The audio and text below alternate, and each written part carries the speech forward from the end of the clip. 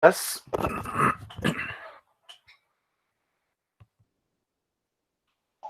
Buenos días. ¿Me Buenos días. escuchan? ¿Todos me escuchan, muchachos? ¿Bien? Sí, perfecto. Sí, profe, ¿Tuvieron, se lo escucha bien. ¿tuvieron algún problema para poder acceder? O sea, ya el chat de la dirección está todos los martes y jueves a esta hora. Pues lo que deben hacer pues es entrar en el Drive, ahí entran a su calendario donde aparece 31 y ahí solamente pinchan y está los que pues ayer, la clase pasada les llegó el link, ese va a ser el mismo link para la clase. Entonces, muchachos, hoy vamos a continuar con lo que les había comentado, que vamos a mirar un poco el antecedente de lo que ha sido primero que todo vamos a mirar un poco lo que es la ingeniería en términos generales. Entonces vamos a mirar lo que son los antecedentes. Entonces, dentro de los antecedentes, hoy vamos a mirar cómo ha sido la evolución en términos de la ingeniería, muchachos, para que ustedes sepan el por qué, que eso es un fundamental para que no quede uno descontextualizado. Y después miramos lo que ha sido la termodinámica a través de la historia. Eso con el fin de qué, muchachos, porque a veces encuentra uno algunos elementos que dicen, bueno, no, es que la termodinámica es relativamente reciente. No, vamos a ver que no, que siempre ha existido esas transformaciones de energía, que todos los sabios científicos que trabajaron en este tema, pues realmente aportaron de una u otra manera. Entonces, es importante esa contextualización, lo que llamamos la línea de tiempo. Entonces, vamos a ver esos dos elementos. Entonces, muchachos, hay muchas definiciones. Vamos a ver en estas primeras clases, mirar un poco lo de qué es la termodinamos. Entonces, termodinámica viene del griego, que se llama termos, que termos es calor y dinamos es potencia, ¿no? Fuerza, poder. Entonces nos dice que es la rama de la física, les decía, muchachos, que por eso es el antecedente, como lo veíamos, cuál es el prerequisito, la física, que estudia acciones mecánicas del calor y otras formas semejantes de energía. Entonces esta es una de los elementos. Yo les decía que siempre íbamos a tener balance de energía porque lo que es energía y masa están directamente relacionados y de por sí la energía se conserva, la masa se conserva. Entonces me dice que la termodinámica estudia los objetos como sistemas macroscópicos reales mediante el método científico,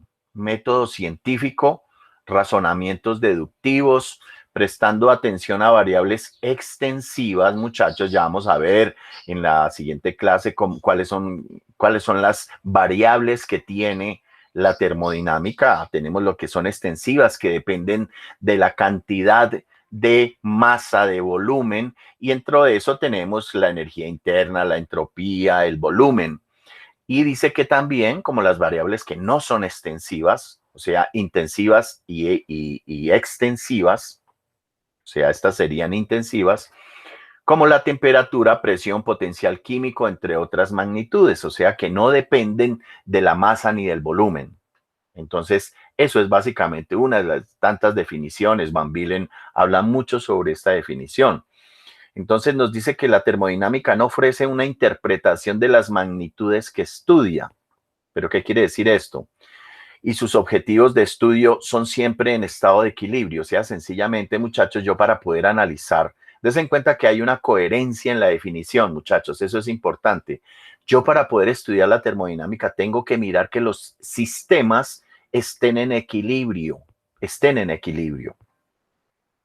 Es decir, aquellos cuyas características son determinables por elementos internos y no por fuerzas externas que actúan sobre ellos. Por esa razón, consideran que la energía solo puede intercambiarse de un sistema a otro de manera o sea, cómo intercambia ese cambio, esa transformación solamente en calor y trabajo. Y eso es lo que hemos visto y eso fue lo que realmente enunciamos en la pasada reunión. Entonces, muchachos, des en cuenta, primero que todo, súper importante, lo que vamos a estudiar siempre es sistemas en estado de equilibrio. Entonces dicen, oiga, pero ¿cómo vamos a mirar una cosa en equilibrio si no va a estar en equilibrio? Entonces, pues si no está en equilibrio, entonces lo asumimos de que está en equilibrio. Y entonces es como tomar una foto en un sistema en donde vemos cuáles son las magnitudes que entran, cuáles son las magnitudes que salen, cuáles son las variables que entran, cuáles son las variables que salen. Y dependiendo de eso, muchachos, pues hacemos el análisis. Un ejemplo muy sencillo, muchachos. Por ejemplo, ¿cómo yo puedo hacer un análisis termodinámico en un motor de combustión interna en donde, por decir algo, las revoluciones de un motor de gasolina, un ciclo Otto, está entre 3.000, 4.000, 5.000, 7.000 revoluciones por minuto? ¿Cómo hago yo para hacer un análisis? Es imposible. Entonces me toca como tomar una foto y ver que efectivamente está en equilibrio. A eso es que se refiere este término, muchachos. Entonces, como estas primeras 2, 3 clases que vamos a hacer, va a haber muchos términos, pues eso es uno de los objetivos. Hay que irnos, digamos, ambientando en lo que son esos conceptos, muchachos. ¿Qué es lo que nos quiere decir? Primero, entonces, tenemos que es calor y potencia, fuerza,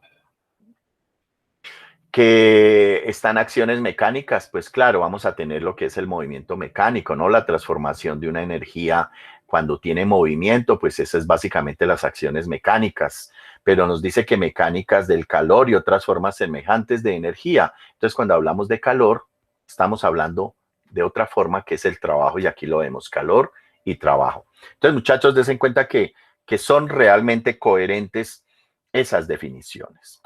Entonces, muchachos, tenemos una línea del tiempo que lo vamos a ver muy brevemente, pero muy brevemente. Ahí están algunas de en todos los slides, muchachos, van a tener ahí una fuente, pero muchachos, ustedes pueden hablar. Lo que yo sí quiero es conceptualizar. La idea no es de que mostremos aquí algo, sino que el por qué. Y eso nos da elementos de juicio para saber en dónde estamos. O sea, el por qué, las palabras, por qué, cómo, cuándo, dónde y por qué, ¿no? Entonces, muchachos, dentro del desarrollo de lo que es ingeniería, vamos a mirar todo lo que es ingeniería, pues han habido muchísimos procesos de cambio, y pues lo que estamos viviendo hoy en día es un proceso de cambio.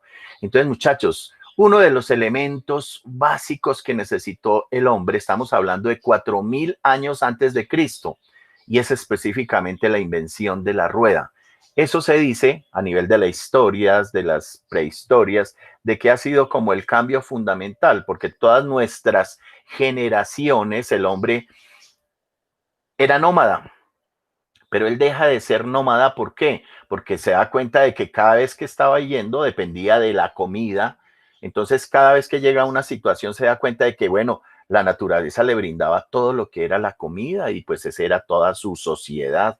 Pero se da cuenta de que ya el ritmo que la naturaleza le brinda esa comida no es el mismo ritmo al que ellos van, o sea, lo que se llama frecuencia, ¿no? La frecuencia entre la naturaleza y la frecuencia de la comunidad era diferente del hombre. Entonces, tiene que cambiar su forma de vida, su estilo de vida. Entonces, ¿qué pasa? Pasa de ser nómada a ser situaciones estacionarias, ¿no? Entonces, con las estacionarias necesitaba la rueda. ¿Por qué? Porque necesitaba ararle la tierra, necesitaba producir sus alimentos. Entonces, ese es uno de los elementos que se tiene como, digamos, trascendental. Después, muchachos, viene una actividad de ingeniería que nadie la explica.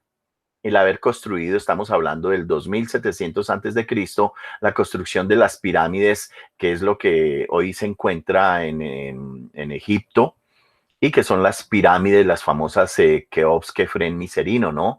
Y que están ahí muy cerca en Giza, en una población en Egipto, que le dicen las pirámides de Giza, que lo que vemos, ¿sí? ¿Puedo decir una cosita? Hágale. Sí, No sí, está cerca muchacho. de Giza, sino que está al lado del Cairo. Giza es por la antigua población que estaba, pero el Cairo es la que está ahora. Y creo que Correcto. también el primer ingeniero que se tiene registros o que ejerció la profesión de ingeniero fue el constructor de pirámides. No esas precisamente, pero de unas anteriores. La Correcto. escalonada, que fue el primer fallo ingeniería, yo creo. Sí, sí, sí, sí, correcto, pero date cuenta que todos esos elementos, cuando uno hablaba de esas grandes ciudades que se crecieron en esa cultura, pues uno ve que aquí fue donde plantearon como esa esencia de ese principio de la ingeniería que en ese momento no se llamaba ingeniería, ¿no? Entonces, lo que uno puede ver es que los ángulos son perfectos y que las tres pirámides están alineadas en el mismo ángulo, ¿no? Y las pirámides de por sí tienen los mismos ángulos, que en esa época, pues, no se tenía ese concepto de astronomía o la manejaban de una manera muy diferente. Entonces, son como elementos, así como lo dice aquí nuestro compañero, que efectivamente, pues son como, hay unas preguntas, ¿no? Hay unas inquietudes.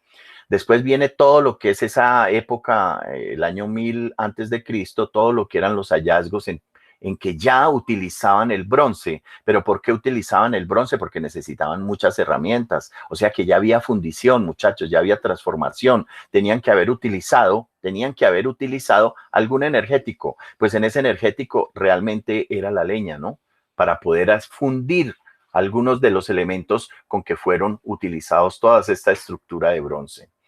Viene lo que es Arquímedes. Entonces ya pasamos de ese antes de Cristo al siglo I, o sea, el 287, pues antes de Cristo, y viene como casi hasta cuando ya empezamos nuestra era. Pero des en cuenta, muchachos, que aquí estamos hablando de que estas épocas eran las épocas cuando aparece Arquímedes. O sea, uno diría, bueno, pero Arquímedes, ¿qué? Arquímedes aparece con unos elementos fundamentales en el cual eran las guerras púnicas, ¿no? Las guerras púnicas fueron 12 guerras, que se hablan solamente de 10, pero que Arquímedes, sí, perdón, ¿hay alguna pregunta? Es que las guerras púnicas fueron solamente 3. No, se hablan de 3, realmente fueron 12, pero que realmente la historia hablan porque las otras las llaman que fueron unas guerras perdidas, ¿no? Guerras perdidas, y así lo habla la historia. Entonces, las guerras perdidas era pues toda esa zona, porque estamos hablando, Arquímedes, ¿dónde nace? Pues realmente lo que hoy es lo que es Siracusa, la isla Siracusa, ¿no? Pero ¿dónde queda Siracusa hoy? Hoy es Sicilia, ¿no? O sea, y eso era un puerto estratégico. era una islita al lado de Sicilia, creo.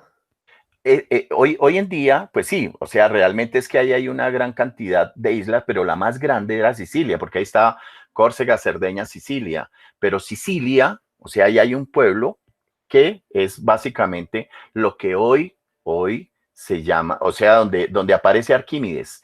Y entonces Arquímedes, pues él realmente solamente participa en la Segunda Guerra, porque ahí es cuando llegan los romanos y bueno, lo matan, ¿no? Porque desafortunadamente. Pero ¿qué es lo que nos deja Arquímedes? Nos deja muchos elementos. Primero lo que se llama el tornillo de Arquímedes, que es lo que es utilizar energía cinética, o sea, coger energía de nivel y subirla a otro nivel, o sea, energía cinética, energía potencial. Eso lo fue a través de un mecanismo que se llama el tornillo de Arquímedes y que lo hacían de manera mecánica. Entonces, tenemos que mirar un poquito esa situación de que esto después en el siglo XIV, en el siglo XV vuelven y lo utilizan, que lo vamos a ver un poquito en la termodinámica. Entonces, muchachos, nosotros vamos a empezar analizando cuál es la energía cinética y la energía potencial, pero la energía cinética y la energía potencial, que es una transformación de energía, sencillamente ya Arquímedes la utilizaba. Y bueno, ahí vamos a mirar el principio físico, ¿no? Pues el principio de Arquímedes, que pues no fue nada más y nada menos que lo pone el rey a decirle, oiga, esta corona que compré que está totalmente en oro, si está hecha en oro o no, y de ahí es donde lo pone a pensar, ¿no?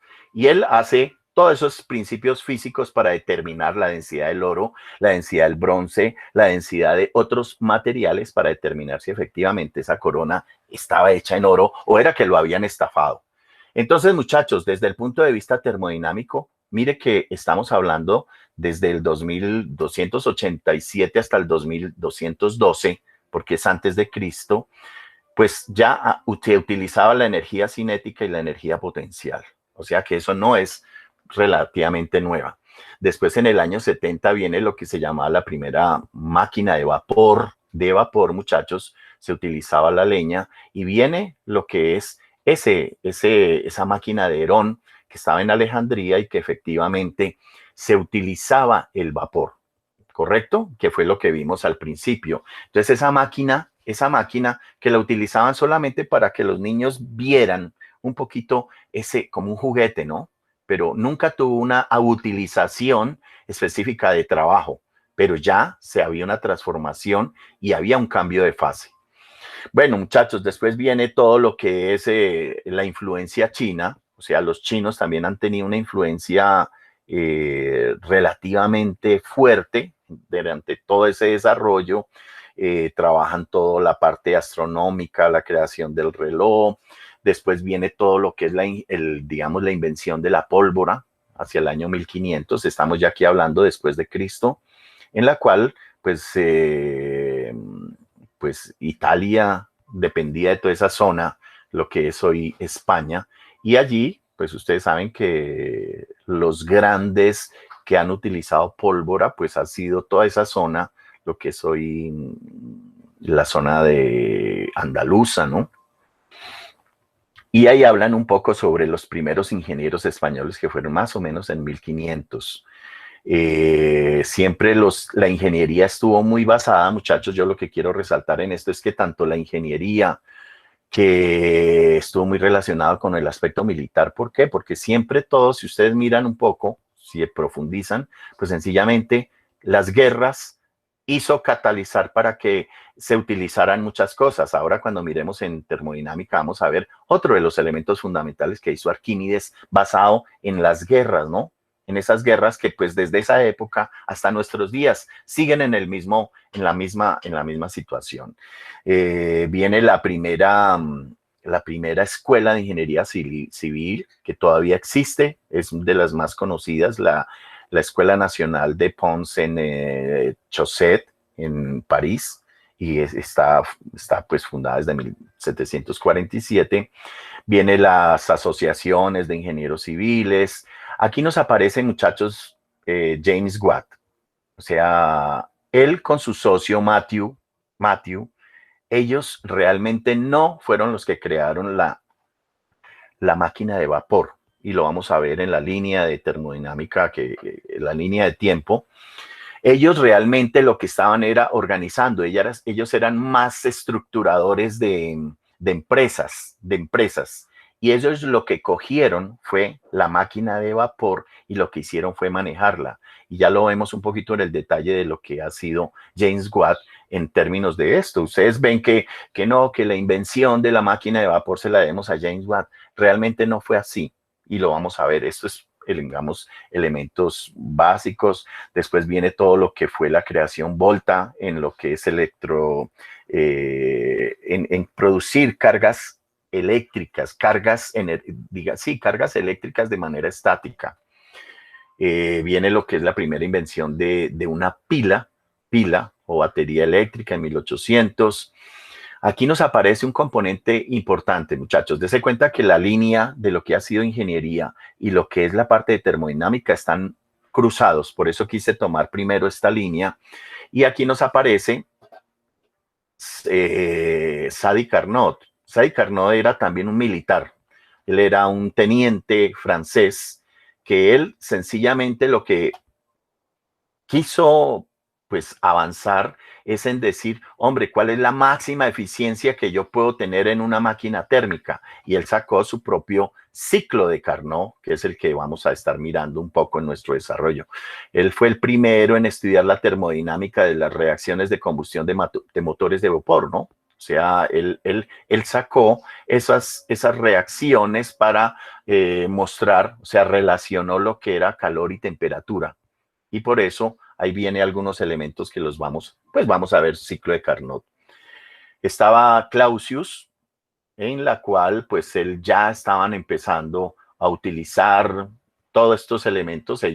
Todo lo que dejaba un investigador, pues ellos seguían retomando, y eso lo vamos a ver un poco más adelante, de cómo el tornillo de Arquímedes lo mejoró mucho algunos otros científicos a través de la historia. Entonces viene Clausius, en el cual pues a él le debemos mucho pues lo que ha sido la escala molecular atómica, pero también básicamente la escala de temperatura, que en ese momento trabajaban mucho la temperatura. Aparecen ya en 1862 mucho la relación en términos de lo que es la ingeniería agrícola, la ingeniería mecánica o la mecánica, y Yale, que es una de las mejores universidades que tenemos en el mundo, Yale, de las primeras 10 universidades que hay en el mundo, pues él empezó a utilizar sistemas específicamente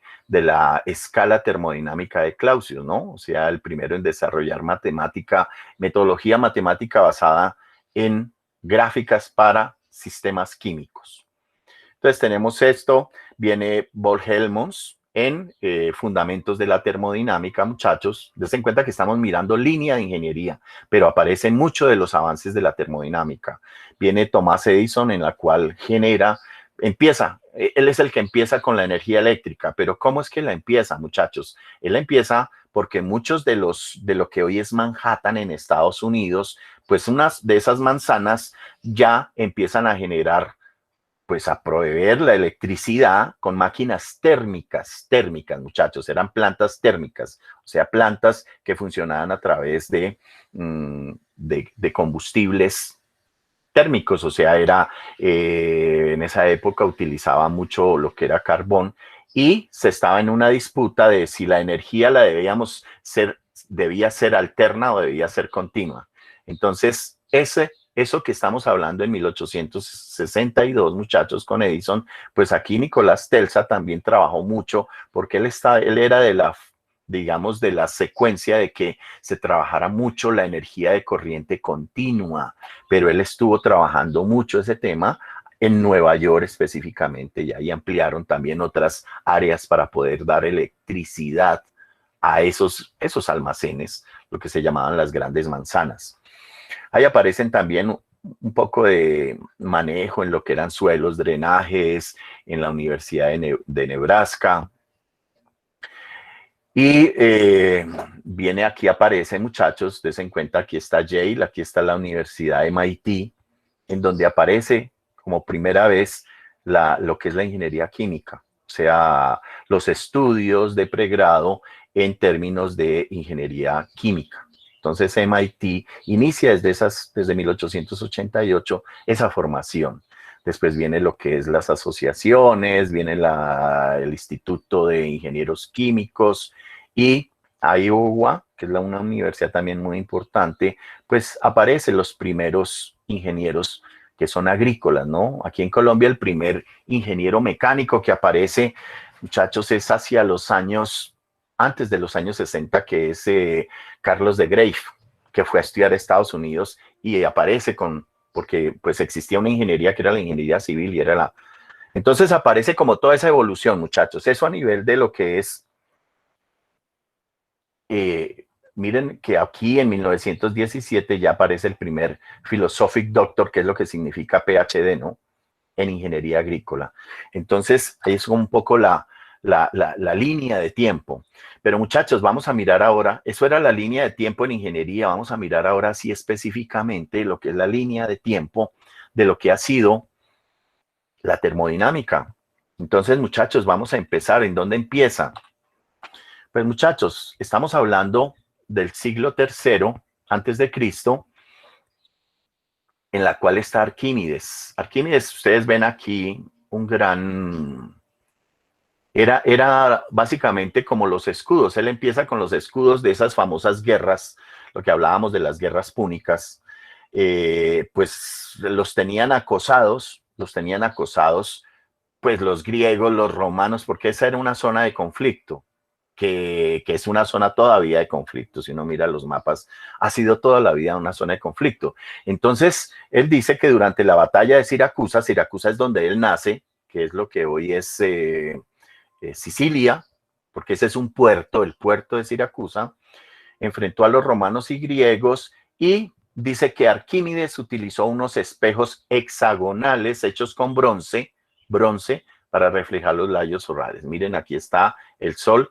Y entonces, ¿él para qué hacía eso? Sencillamente es la primera aproximación. Primero, la flota romana, ellos utilizaban mucho lo que eran las velas, que eso es una energía eólica, sencillamente, porque es el aprovechamiento del movimiento del viento, que se llama, del aire, que se llama viento, para poder movilizarse.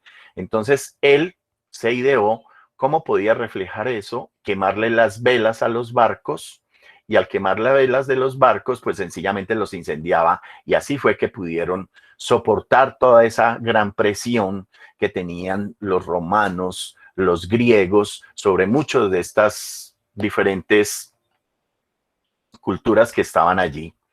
Entonces, efectivamente sí lo logró. Pero, ¿qué significa esto, muchachos? Esto significa lo que hoy llamamos la termosolar de alta temperatura, que son las plantas de generación, se llaman plantas de generación termosolares, en las cuales están hoy funcionando en lo que es el sur de España, o sea, lo que es Sevilla. Allí hay muchísimas. Hay muchas otras en California, y hay unas en construcción que se están haciendo. Hay unas en la Baja California, México está trabajando un poquito sobre ese tema, y en el desierto de Atacama, en Chile. Entonces, muchachos, dense en cuenta que como termodinámica tiene Arquímedes un gran aporte, que lo estamos usando como que, ¿esto qué era, muchachos? Reflejar la luz hacia otro objeto. Pues sencillamente era una aplicación física, ¿no? Que es lo que ustedes vieron en óptica, la reflexión de la luz. Y eso es básicamente lo que él, en ese momento, siglo III antes de Cristo.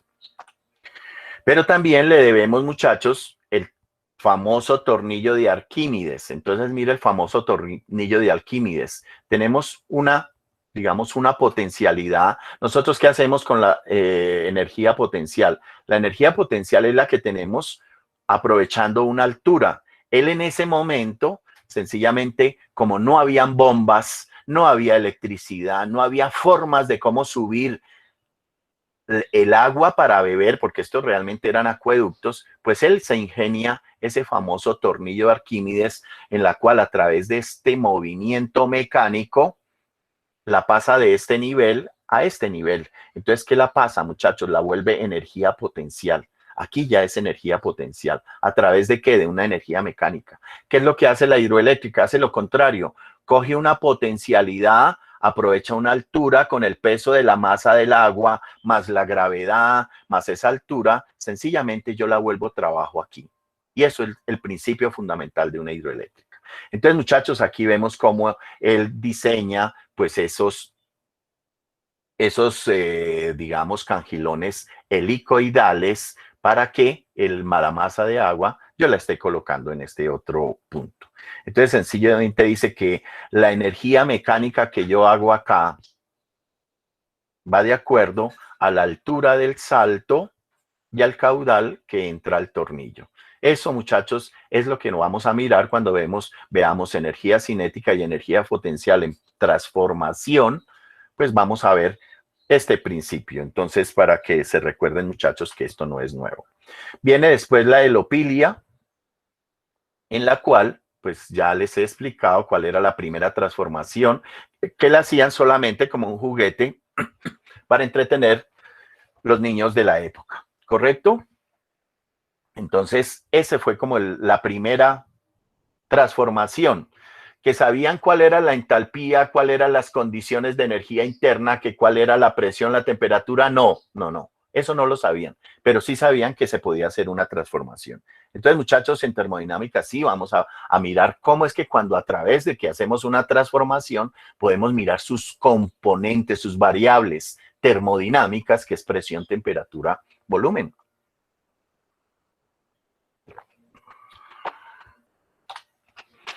Y muchachos, des en cuenta, mire, venimos desde el siglo I, pero mire lo que recoge Leonardo da Vinci. Ustedes saben que Leonardo da Vinci, él utilizó mucho lo que era la rueda hidráulica. Él dimensionó que el mejor ángulo para poder utilizar esa energía potencial en poder generar En ese momento era energía mecánica, ¿para qué? Para utilización de moler los granos de la época y poder construir, poder hacer las comidas, el pan.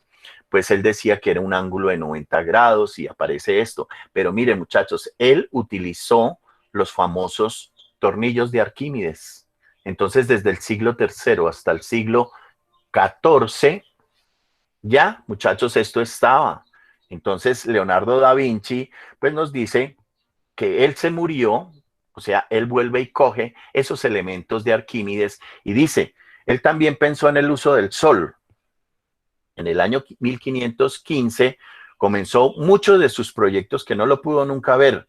Él quería, ¿cuál era la idea? Construir un concentrador de 6 kilómetros de diámetro para producción de vapor y calor en grandes cantidades. O sea, él en ese momento ya estaba pensando. Ustedes saben que Leonardo da Vinci era una persona de muchísima visión en la parte de vuelos, o sea, de aparatos para volar, el helicóptero.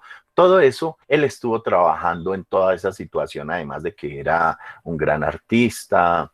Entonces, trabajó mucho en la parte hidráulica. Las ruedas hidráulicas en ese momento no eran ruedas Pelton ni nada de esto, sino eran ruedas hidráulicas.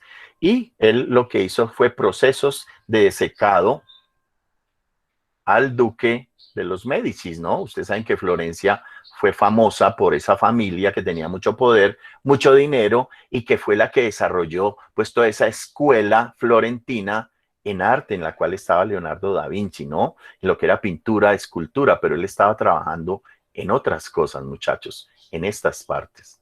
Se cuenta. Venimos con Galileo Galilei, muchachos. Entonces, ¿quién fue nuestro famoso Galileo Galilei? Entonces, este famoso Galileo, pues él descubrió la densidad de un líquido que cambia mucho con la temperatura. Entonces, él sencillamente trabajó mucho esa estructura de lo que era las escalas termométricas.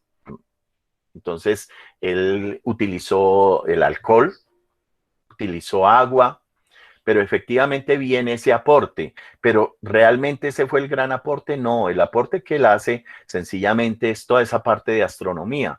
Esa parte de astronomía, de decir que la Tierra, o sea, primero inventa lo que es la balanza hidrostática, el termoscopio, termómetro de agua, y después evoluciona en términos del termómetro de alcohol, pero él hace un gran aporte en el modelo heliocéntrico, y es que él decía que el Sol estaba fijo y que la Tierra giraba de los demás planetas, ¿no? Nuestra línea láctea a través digamos, de ese aporte en astronomía, pues que los demás planetas giraban alrededor del Sol. Pues eso le costó realmente que lo sacaran porque lo llamaron hereje en sus momentos. Entonces, ahí tenemos. ¿Qué más tenemos? Tenemos el señor Newcomen, en el cual ya estamos metiéndonos en lo que es la revolución industrial. Pero muchachos, esta máquina de vapor o este mecanismo de Newcomen, sencillamente lo que hacía era extraer agua de las minas de carbón. Ten en cuenta que la revolución industrial no se genera sencillamente por el vapor per se, sino porque tenía que estar basado sobre otro energético. ¿Y cuál era el energético? Pues el carbón. Y el carbón no era superficial, el carbón era subterráneo. Y dentro de las minas, así como ustedes ven que las minas aquí en Colombia, sin ir tan lejos, allí tienen que estar sacando normalmente toda la cantidad de agua porque si no, no tienen acceso en frentes de trabajo. Entonces, esta máquina sencillamente lo que hicieron fue, o sea, lo que hacía era un mecanismo de vaivén en términos de calentar agua. Al hacer vapor, pues subía, pero entonces había un proceso de condensación y ese proceso de condensación lo que hacía era generar un vacío para que esto tuviera un movimiento de balancín, y esto lo que hacía era extraer agua. o sea, a través de una bombita en la cual extraía el agua. Y eso básicamente fue el primer aprovechamiento, o sea, esto es mucho antes del mecanismo de Watt, ¿no? Después viene James Watt, en el cual él dice, él no desarrolló la máquina de vapor, muchachos. Realmente lo que se basa, y si ustedes ven, pues él realmente trabajaba con su papá en un taller de mecánica, y él lo que hacía era reparar pues las máquinas que llegaban. Alguna vez le llegó una máquina de estas de Thomas Newcomen, y él lo que hizo fue mejorarla porque era muy ineficiente. Entonces, su gran avance, y si ustedes ven cuál fue la tesis de doctorado que tuvo James Watt, pues su tesis de doctorado, que la tiene patentada, es mejora de la eficiencia en la máquina de vapor para extracción. O sea, es mejora de eficiencia, no fue la máquina. Entonces, muchachos, eso es importante que se tenga en cuenta. Él era más una persona que organizaba como toda esa estructura. Él organizó la estructura de las empresas en términos de que los trabajadores no tenían que tener más de 8 horas y más de 10 horas y bueno, situaciones administrativas, pero su gran avance fue en mejorar la eficiencia de la máquina de vapor, ¿correcto? Entonces ahí ya venimos con James Watt. Después viene el horno solar, muchachos. El horno solar que se le debe a Antoine Lavoisier, pues sencillamente este francés, sencillamente lo que hizo nuevamente, llegar y concentrar los rayos solares a través de espejos y subir, digamos, concentrar la radiación solar para elevar las temperaturas. ¿Qué hay hoy en día de esto, muchachos? Pues los hornos solares. ¿En dónde están esos hornos solares? En Francia hay hornos solares, en España hay hornos solares, en Estados Unidos hay hornos solares. ¿Y qué funden? Muchachos, alcanzan temperaturas de más de 1000 grados centígrados. ¿El hierro a qué temperatura se funde? A los 700, 800 grados centígrados. Entonces, muchachos, aquí pueden fundir baldosas, cerámicas, hierro, aluminio, pues tiene su punto de fusiones mucho más bajos. Entonces, eso que vemos hoy en día, muchachos, no es tanto de hoy en día, sino que viene desde hace muchos tiempos. Entonces, ahí viene un poco el aprovechamiento que Arquímedes en su momento quiso hacer. Pero después, ¿quién viene, muchachos? Viene el teniente del ejército,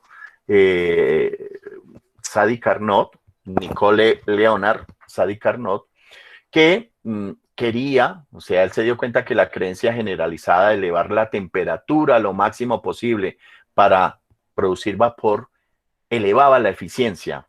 Entonces, sencillamente, él lo que hizo fue relacionar calores con temperaturas, y aquí vemos un poco la eficiencia. La eficiencia, nosotros siempre hemos visto que la eficiencia térmica, disculpe con ustedes, vamos a ver que la eficiencia térmica es igual a energía que sale versus energía que entra, pero la energía que sale es trabajo y la energía que entra es calor. Entonces, que era igual al calor sobre el trabajo que salía. Entonces, esos calores los relaciona con temperaturas y ahí es donde nos aparece ese famoso aporte que nos da lo de las máquinas reversibles y no reversibles, que las vamos a ver en su momento. Lo que sí sabemos, muchachos, es que en la naturaleza todos los procesos son irreversibles. Aquí él hacía algo de simular sistemas ideales, y lo veremos un poco cuando veamos su famoso ciclo de Carnot. Estamos hablando del siglo XIX, muchachos.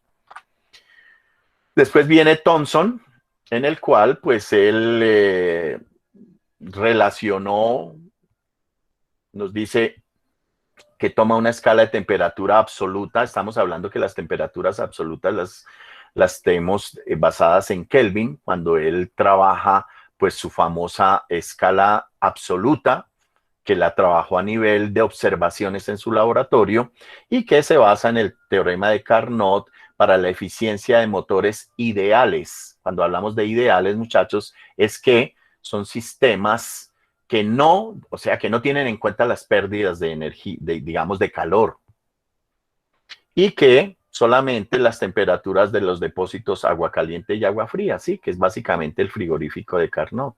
Entonces, que son ciclos ideales y que todo lo que supuestamente relacionan es los calores en términos de sus temperaturas. Entonces, estamos hablando del siglo XIX, después viene Clapeyron en el siglo XIX, en el cual pues trabaja, o sea, se basan en Carnot y trabajan, digamos, de manera gráfica ese ciclo como una curva cerrada y después se les llama lo que es la gráfica de Clapeyron y se basan, digamos, fortalecen los principios en términos de lo que es la segunda ley, en la cual Sadi-Carnot también, pues quería, realmente lo que él quería era demostrar cuál era la máxima eficiencia que podía tener una máquina térmica. Después viene ya, muchachos, en lo que es siglo XX, que es el siglo pasado, pues todo lo que son estudios de equilibrios químicos entre las constantes de equilibrio y temperatura absoluta.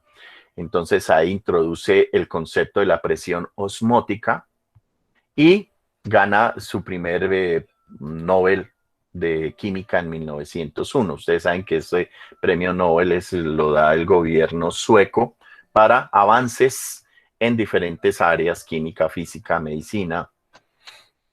Y últimamente, como se dieron cuenta que la paz era una de esas, pues ahí hemos tenido un premio Nobel de paz aquí en Colombia, que ustedes ya saben quién es, muchachos.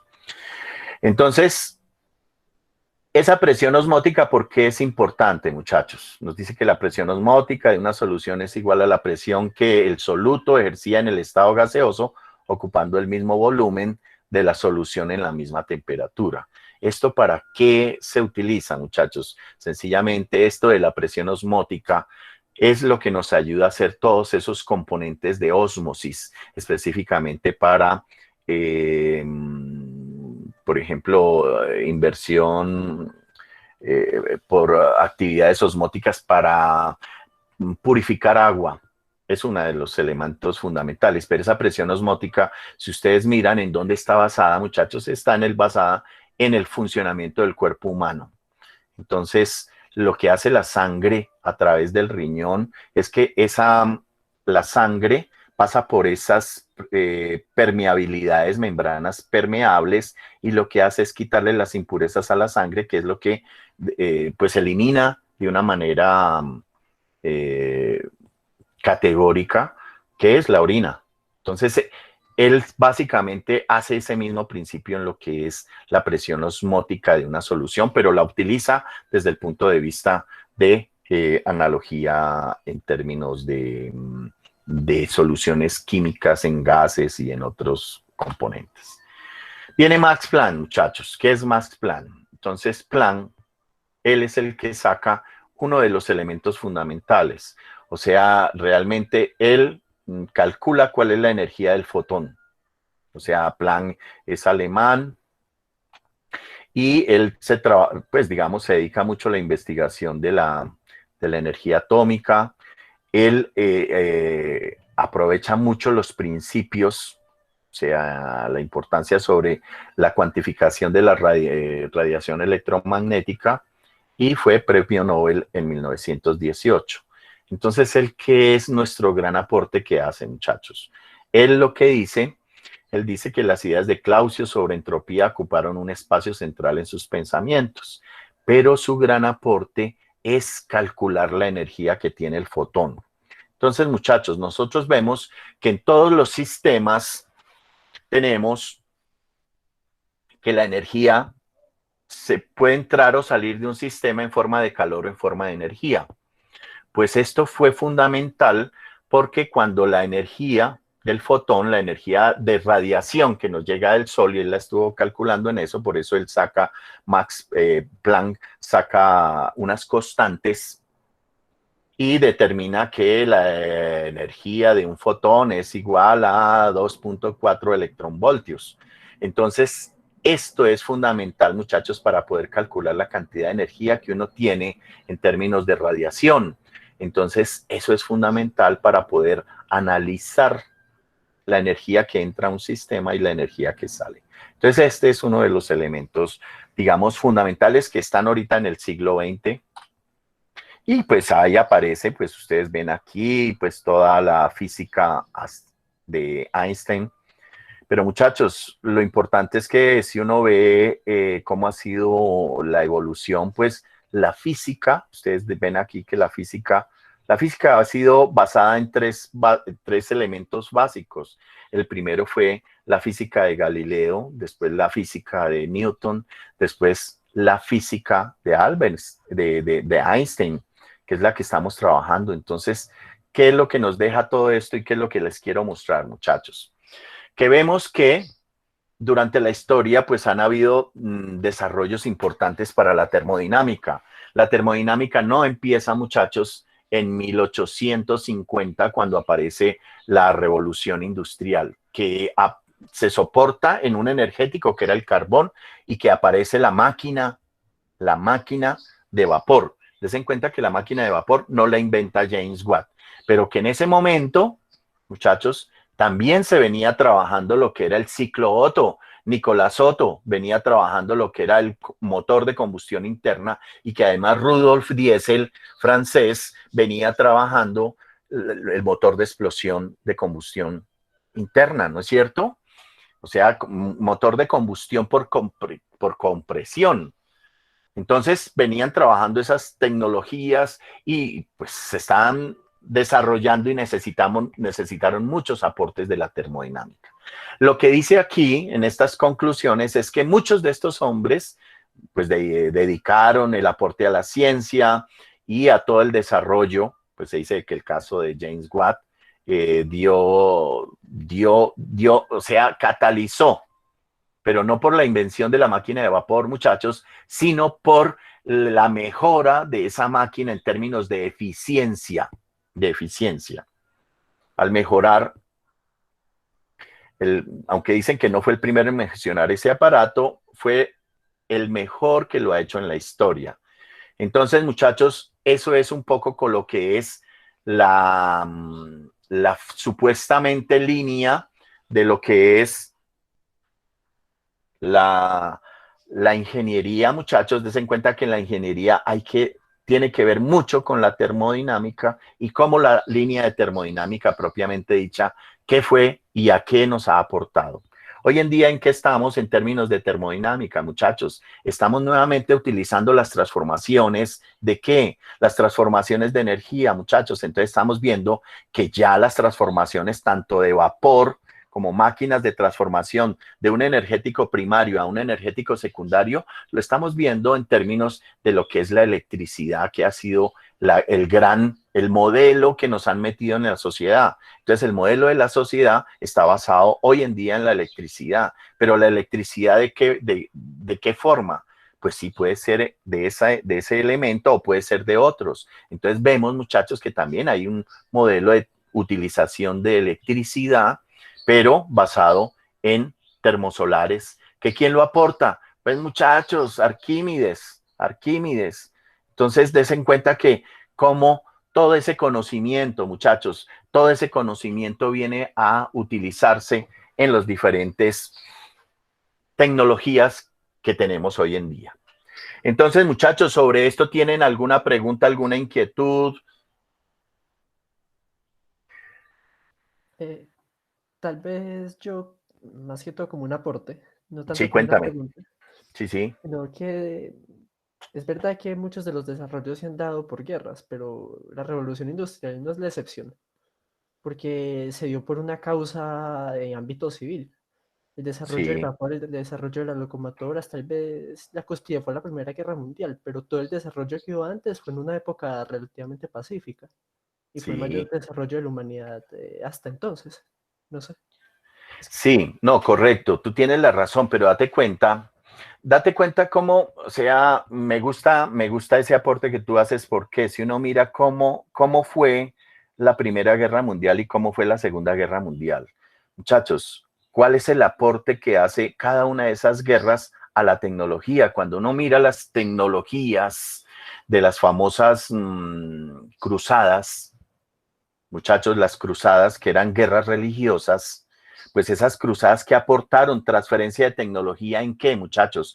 Transferencia de tecnología porque todos esos molinos de viento que habían en la parte de Dinamarca, los daneses, toda esa zona de la parte de arriba, esas tecnologías se fueron implantando a nivel de los Países Bajos, a nivel de Europa, a nivel...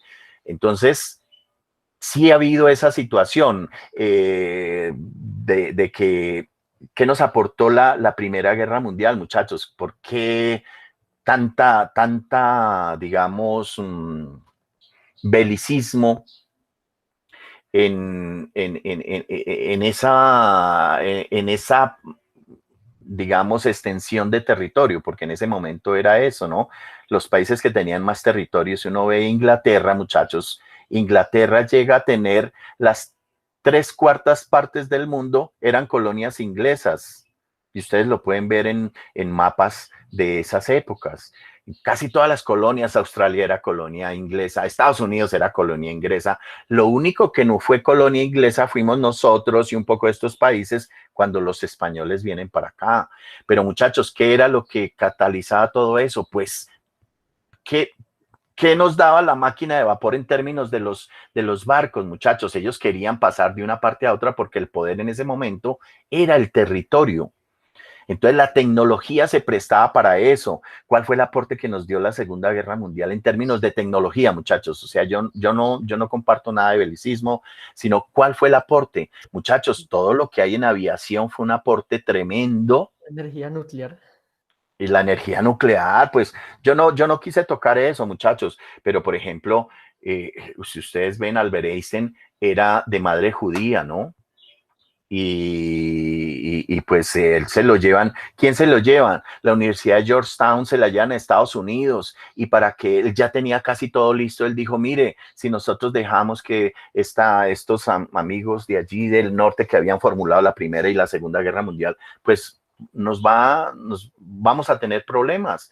Y Albert Einstein saca pues esa famosa, que hoy, oiga, casualmente, hoy el 6 de agosto de 1945 es cuando explotan eso en Nagasaki, Hiroshima y Nagasaki, ¿no? Esas dos poblaciones, casualmente hoy nos da eso, muchachos. Entonces viene todo ese avance de lo que es la energía nuclear. Y dése cuenta que la energía nuclear en ese momento, pues la utilizan con medios bélicos, pero hoy ¿para qué se utiliza? Muchachos, para producir electricidad. Pero entonces, como se ha visto tantos problemas, muchachos, por ejemplo, el problema el 26 de abril de 1986, que en Ucrania, lo que hoy es Ucrania, aparece el problema de Chernobyl, en el cual se les sale de las manos. ¿Y cuál es el problema de Chernobyl, muchachos? El problema de Chernobyl, una central termonuclear, empieza a subirse la temperatura. O sea, mire, estamos hablando de temperatura, calor, temperatura, trabajo. Muchachos, empieza a subirse la temperatura. Después de que la temperatura, muchachos, pasó los 600 grados centígrados, no hubo nada que hacer, no hubo nada que hacer. Chernobyl, ¿qué es hoy, muchachos? Chernobyl es un cementerio. ¿Qué ha pasado con la gente que quedó irradiada? La gente, pues, ¿en dónde los van a recibir, muchachos? Y que ahorita con esta pandemia, miren cómo son los rechazos de las contaminaciones y eso. Pues la gente que quedó contaminada, una de las gentes fue a Cuba, muchachos, cerquita, ahí a Varadero. Ahí era una descontaminación de niños. O sea, tratar de eliminarles la cantidad de radiación que quedaron ellos sometidos. Entonces, los que no pudieron bajarles esos niveles de radiación tuvieron que volver. Hoy Chernobyl, ¿qué es, muchachos? Toda la gente que quedó contaminada está viviendo allá, muchachos. ¿Qué pasó con Fukushima? Que es lo mismo, energía de fisión. Por eso lo importante de estos científicos, muchachos, es que utilicen nuevas tecnologías para esa transformación de energía, que la necesitamos, pero que sea limpia. Entonces, ¿qué pasó con Fukushima, muchachos? Lo mismo. O sea, ¿qué pasó?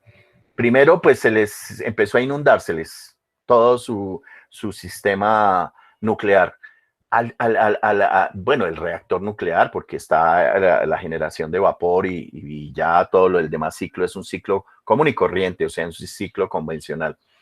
Entonces, muchachos, la central la construyen para que existan, o sea, para un factor de seguridad, que olas de 10 metros pues no tuvieran ningún problema, pero el tsunami que se les presenta allí son olas de 15 y 20 metros de altura. Entonces, lo que hacen es inundar todo eso y bueno, viene todo ese desastre que ustedes lo vieron y pues estuvieron más bien al tanto. ¿Qué están haciendo hoy? Muchachos, véanlo, hay un programa lo vi en un programa, yo lo había leído antes, de History Channel, lo pueden buscar, en la cual la gente que tuvo que salir porque están volviendo nuevamente a sus parcelas, a sus casas, han reconstruido y están volviendo otra vez a formar eso, en la cual pues a veces lo critican. Pero sí, efectivamente, muchachos, han habido también avances para situaciones digamos, de mejoramiento de calidad de vida y eso sí lo vemos, muchachos.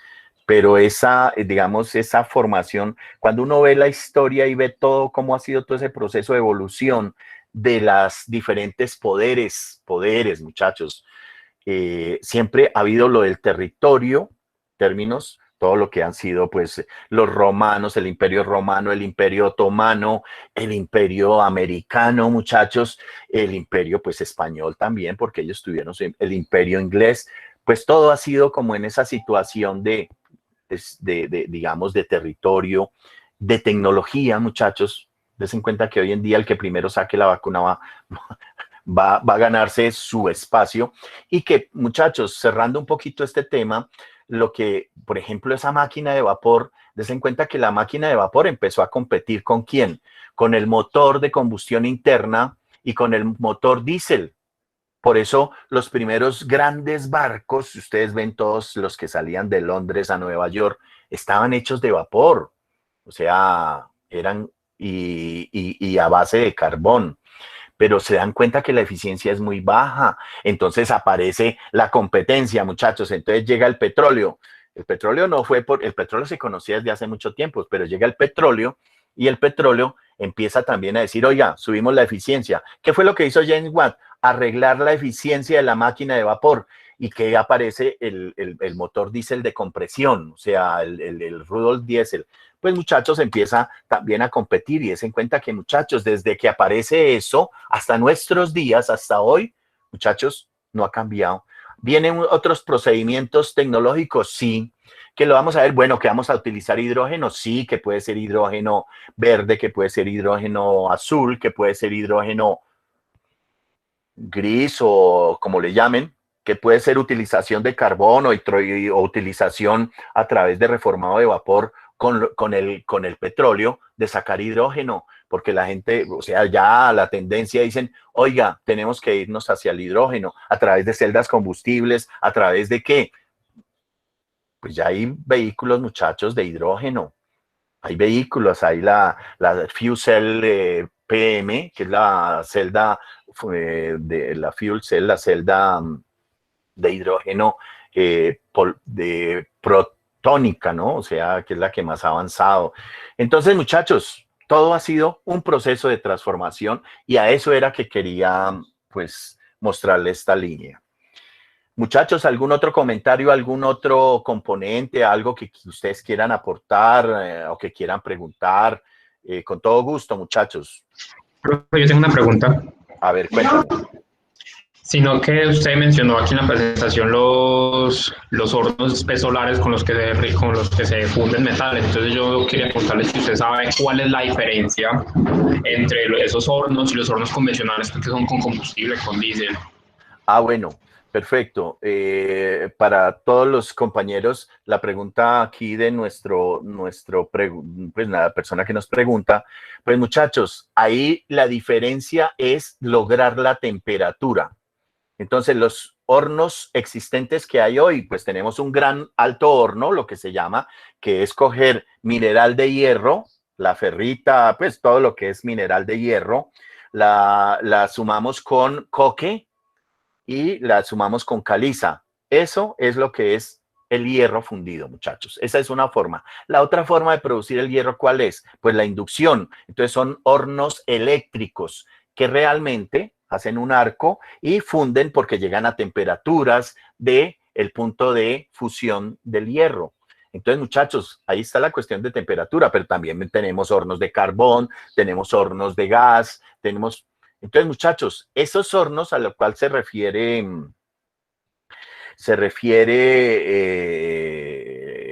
esa, digamos, esa reflexión de lo que, del sol, de Arquímedes, y lo que hoy son los hornos solares que funcionan, es sencillamente tratar de, a través de esa reflexión o concentración de los rayos solares, que los rayos solares lo que me traen es lo que Max Planck definió con su, el valor energético del fotón, pues muchachos, es lograr las temperaturas que yo tenga para fundir y ya está. Ahí están los dos componentes. Uno es combustibles fósiles, combustibles puede ser petróleo, carbón, gas, y lo otro es utilización de esa energía que tiene el fotón para poder subir temperatura, mantener esa temperatura y yo poder hacer mis procesos industriales, muchachos.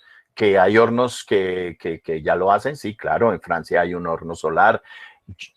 Lo he visto el horno solar que hay en Almería, al sur de España, donde es una zona muy desértica, casi en la frontera con el estrecho de Gibraltar, y que funcionan, pero claro, funcionan. O sea, son plataformas de investigación, pero ya lo están utilizando. Entonces, muchachos, son formas. O sea, que en algún momento nos va a tocar meternos en ese cuento, pues es posible.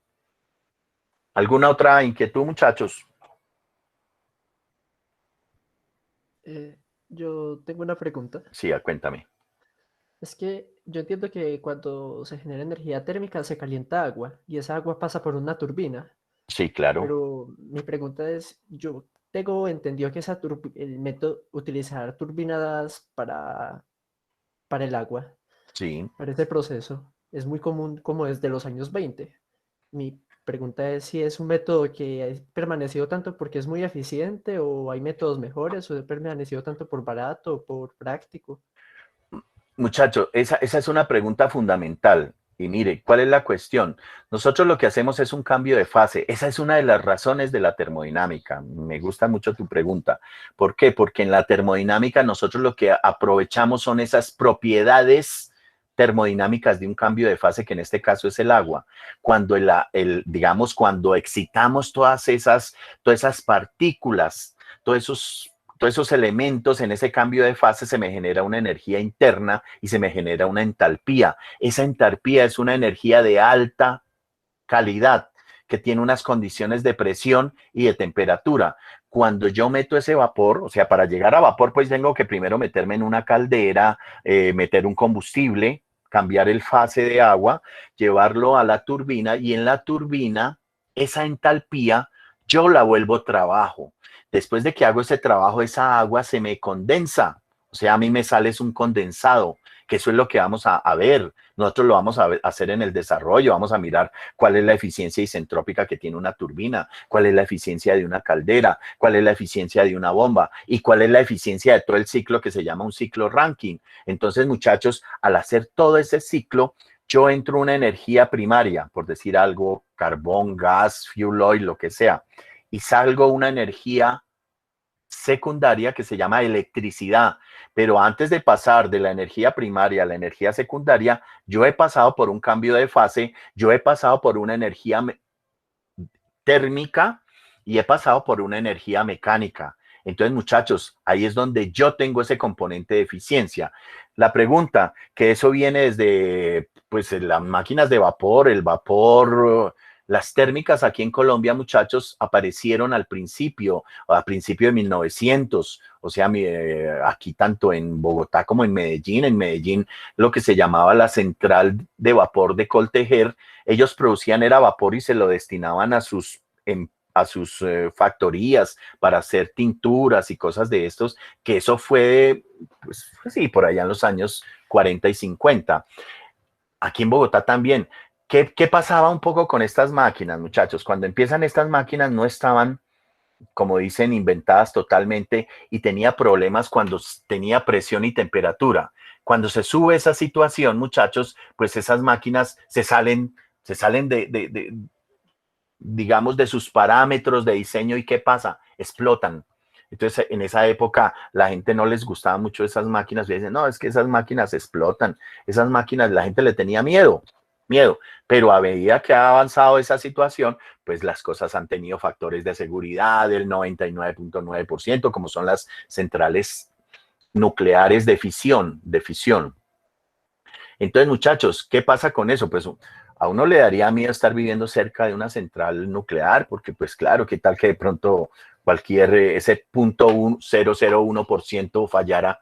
Que eso es lo que siempre pasa, una máquina, un mecanismo puede fallar. Entonces, viene esa situación, pero la pregunta para concretártela, o sea, ¿cuál es la eficiencia? Sí, efectivamente, la mayor generación en el mundo, no en Colombia, en el mundo es generación térmica. ¿Por qué? Porque necesitamos electricidad y la electricidad la queremos no desde, digamos, en algunos países que no tienen energía, como decir España, Francia, Italia, ellos les toca utilizar mucha energía nuclear. ¿Por qué? Porque, muchachos, no tienen caídas de agua, no tienen carbón, no tienen petróleo. Entonces, ellos les toca tener una canasta energética balanceada. ¿Qué pasa con Colombia? Pues nosotros tenemos caídas de agua en muchos de los países del mundo, Estados Unidos, Rusia, Brasil. Entonces aprovechamos esa energía cinética y potencial y cinética para generar, y eso es lo que decimos, aquí tenemos energía hidráulica. Pero muchachos, en la energía hidráulica también se están presentando problemas, que es que el famoso fenómeno del Niño debido al cambio climático. Entonces, a veces cuando tenemos grandes embalses, se nos seca el embalse. ¿Qué hacemos? Pues tenemos la central, o sea, tenemos las máquinas, pero no tenemos agua que nos las muevan. Entonces, ahí viene un poco esa situación de qué, o sea, nuestra canasta energética depende de lo que tengamos en una zona geográfica. ¿Cuál es la eficiencia que tiene una central térmica a nivel de transformación? Muchachos, la eficiencia más alta en una máquina térmica es 52%. 52% en una máquina de ciclo combinado General Electric, que la produce General Electric, que es americana esa marca, pero también la producen en Alemania. Entonces, lo máximo que yo puedo hacer de transformar una energía primaria a una energía secundaria es 52% a través de una máquina de vapor. ¿Qué es esto? Entonces, esa, no sé si te responde la pregunta, muchacho.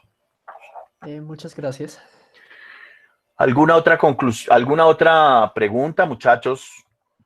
¿Alguna otra duda? ¿Algún comentario que ustedes quieran hacer? Listo, muchachos. Entonces vamos a ver un poquito como la estructura. Sí, cuéntame. Usted nos va a mandar estas diapositivas. Pues muchachos, claro, o sea, el material, bueno, es bueno que me digan eso. Esto va a tener una grabación, muchachos, o sea que una vez que tengamos las listas definitivas, ustedes van a tener todo este material, o sea, todo lo que veamos aquí, muchachos, ese material es de ustedes como notas de clase, así como lo vemos aquí, muchachos. O sea, aquí abajo ustedes han visto que dice notas de clase. Eso todo lo van a tener, muchachos. Solamente cuando tengamos digamos lo que son las definitivas de las listas, yo vuelvo y rectifico para que cuando los que quedaron efectivamente puedan acceder a las clases, y ese material todo lo van a tener claro, muchachos. La idea es eso. O sea, esas son notas, muchachos. Puede que aquí se me escapen algunas cosas, sí, muchachos, pero esto como base, como notas, las van a tener claro, muchachos. Sí. ¿Alguna otra inquietud, muchachos? Entonces, mire, dése cuenta que aquí nos aparece notas de clase. Entonces, eso siempre vamos a tener la clase 1, clase 2, clase 3, y se les voy a estar enviando. Entonces, muchachos, vamos a mirar. Vamos a mirar.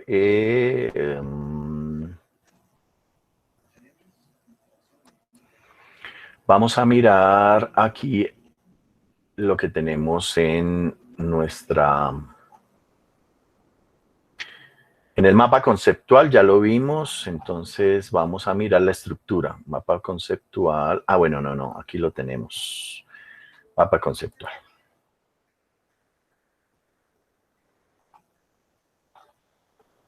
Entonces, muchachos, ya que vimos un poquito hemos visto nuestros, espérate, no, este no sé, eso lo vamos a ver así.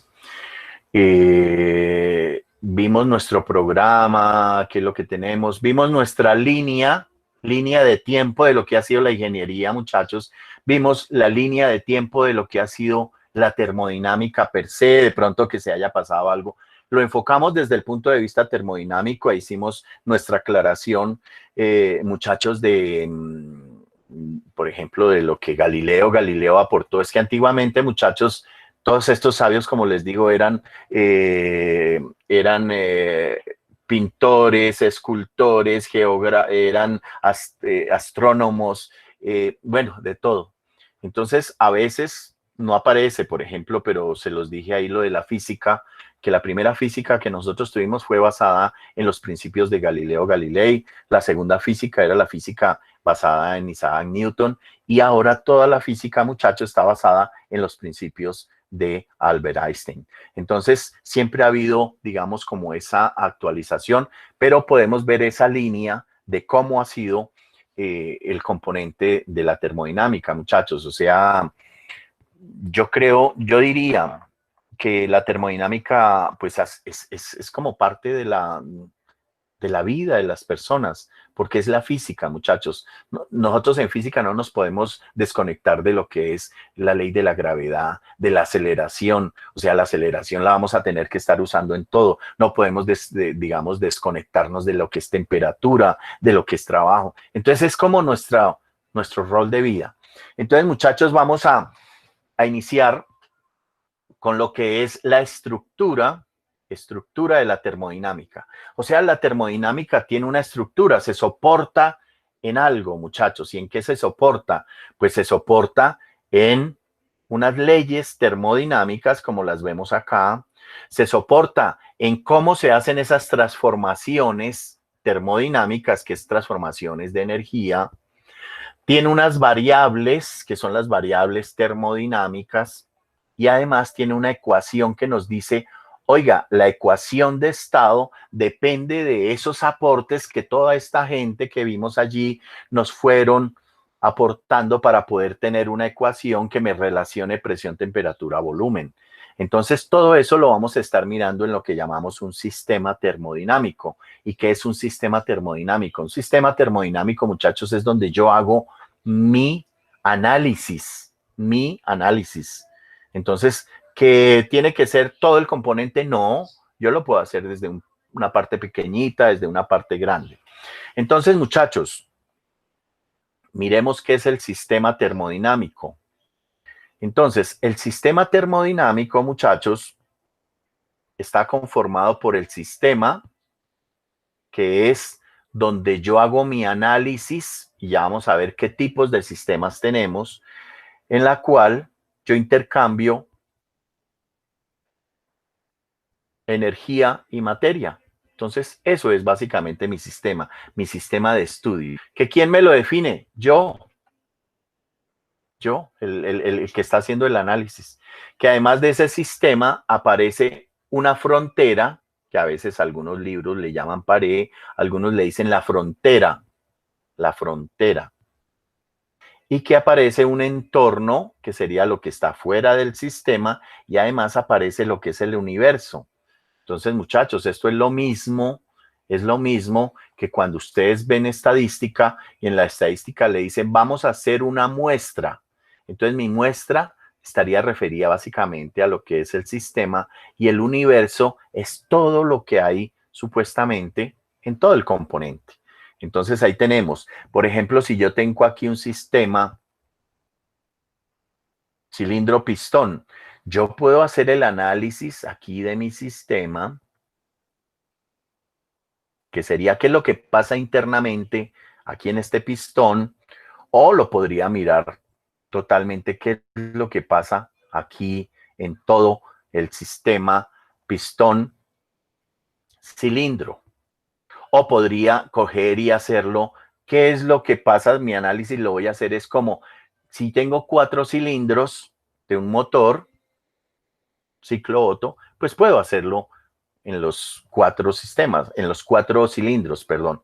Entonces, el sistema lo defino yo, ¿correcto? Entonces, muchachos, este es el sistema termodinámico. Yo siempre tengo que... Profe, tengo una pregunta. Sí, a ver, cuéntame. ¿Cuál es la diferencia entre entorno y universo? Pues porque ahí se diferencia como entorno y universo. ¿Cuál sería la diferenciación entre estas dos cosas? El entorno es el que está próximo al sistema, muchachos. O sea, mi entorno, por decir algo, si yo tengo una caldera, mi entorno es lo que está fuera de la caldera. Entonces, ¿qué sería mi entorno? La presión atmosférica y la temperatura ambiente que yo tengo ahí. Y el universo, cuando yo hablo del universo, pues ya sería, pues, si la caldera yo la tengo en Medellín, pues mi entorno es la presión atmosférica que hay ahí en el lugar y la temperatura ambiente, pero mi entorno sería pues todo lo que es el área geográfica de Medellín, ¿correcto? O si estoy en Barranquilla, si estoy en... O sea, esa es la gran diferencia. El entorno es lo que está pegado al sistema. Tengo una pregunta. Sí, cuéntame. Entonces, para uno tratar esto matemáticamente o para estudiarlo, uno Sí. considera el sistema, que es lo que uno quiere estudiar como tal. El entorno también implicaría, el entorno no está en el sistema, pero tiene consecuencias sobre el sistema y el universo ya es ignorado, Sí, por claro. decirlo así. Sí, totalmente de acuerdo. O sea, el universo, yo lo que estoy es mirando que mi entorno es el que está influyendo sobre el sistema.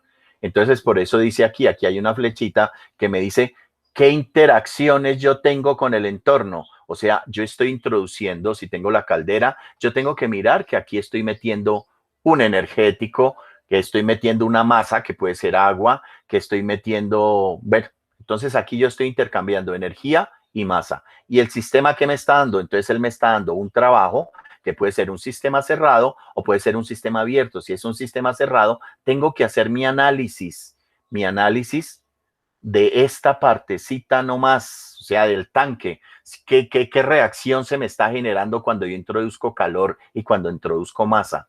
Y si es un sistema abierto, es si aquí me produce un trabajo, entonces ¿cuánto es el trabajo que me produce cuando yo introduzco esto? Pero lo vamos a ir mirando con más calma, qué tipo de sistemas tenemos, cómo los podemos relacionar, cómo podemos definir cada uno de los sistemas. Así que no se preocupen que esto es solamente como la estructura, pero lo vamos a ver en detalle, muchachos, no se preocupen. Entonces, muchachos, tenemos el sistema. El sistema, ¿yo cómo lo estoy trabajando?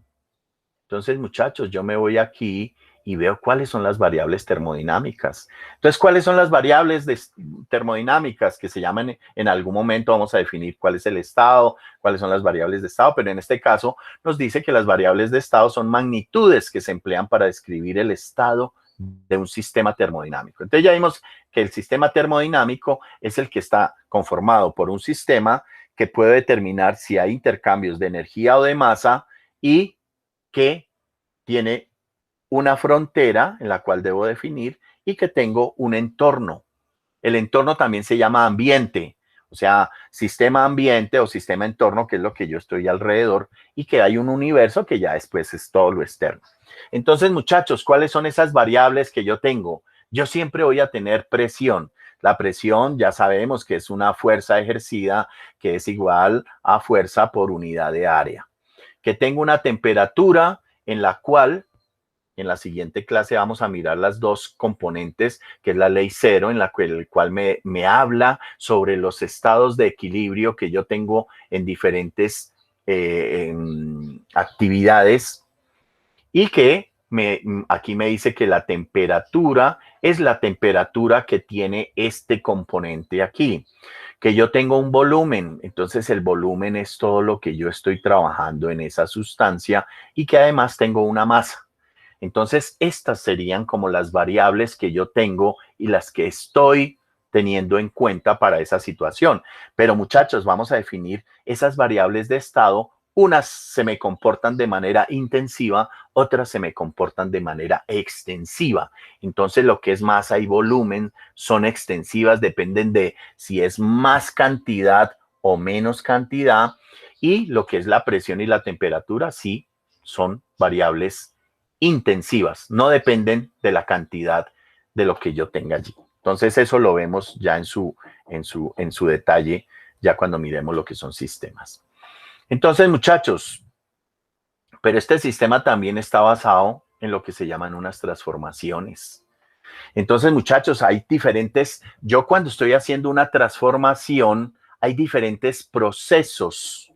Entonces, dése cuenta, muchachos, que yo ya empiezo a relacionar lo que es la presión, el volumen. Aquí vamos a hablar de entropía, que lo miramos más adelante, que si hay transferencia de calor, que si hay entalpía, que es constante. Entonces, muchachos, aquí aparece lo que veíamos al principio, que debemos irnos afianzando y acostumbrando con términos termodinámicos. Entonces, ¿qué es un proceso isobárico? Todo lo que hablamos de iso, eso lo vemos ahí, nos dice que es constante, ¿no? Entonces, lo que nos está diciendo es que esto ocurre, ese proceso que yo estoy desarrollando en ese sistema, ocurre a presión constante. Es lo que me quiere decir un proceso isobárico. Ahorita no se preocupen por pensar en otras cosas. Isobárico es presión constante, o sea, ocurre a presión constante. Isocórico, isovolumétrico, es que ocurre a volumen constante. Isotérmico es que ese proceso se me da cuando yo tengo la temperatura constante. Entonces, en ese sistema de entorno, muchachos, sencillamente yo cojo una temperatura, estoy metiéndole calor allí. Entonces, siempre le voy a mantener la temperatura que está ese sistema, pues la mantengo constante. Entonces, eso es lo que se llama isotérmico. Nos habla un proceso isentrópico, nos dice que la entropía que entra es igual a la entropía que sale. Eso lo vamos a ver específicamente para dispositivos que nos hacen transformación, como es una turbina, como es un compresor, como es una bomba, como es una caldera. Eso lo miramos ahí, que es el isentrópico. ¿Qué es adiabático, muchachos? Entonces, cuando digo, no, es que es una situación que se me ha dado de manera adiabático, porque es que muchas veces los ejercicios, muchachos, me dan es palabras. A mí no me están diciendo que este proceso ocurre sin flujo de calor. Entonces, cuando me dicen que no hay flujo de calor, entonces yo digo, esto es adiabático. Cuando me dicen que está aislado térmicamente, entonces yo sé que no va a haber intercambio de calor, sino que va a ser aislado térmicamente, o sea, el flujo de calor es cero.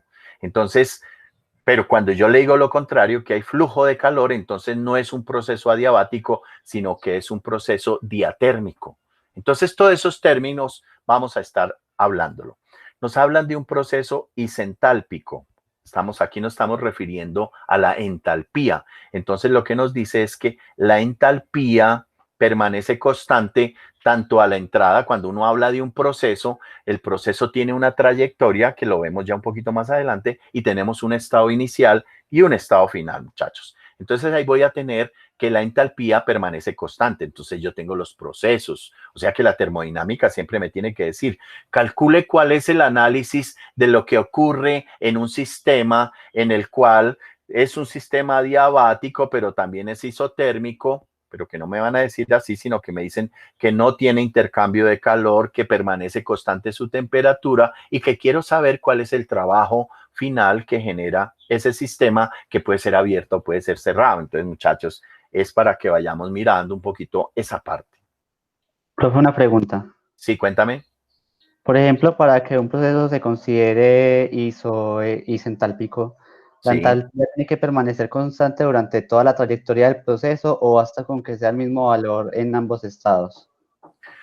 O sea, cuando se dice que el proceso es isentálpico, es que la entalpía que entra, o sea, si yo tengo dos estados, el 1 o el 2, la entalpía en el estado 1 debe ser igual numéricamente en el estado 2.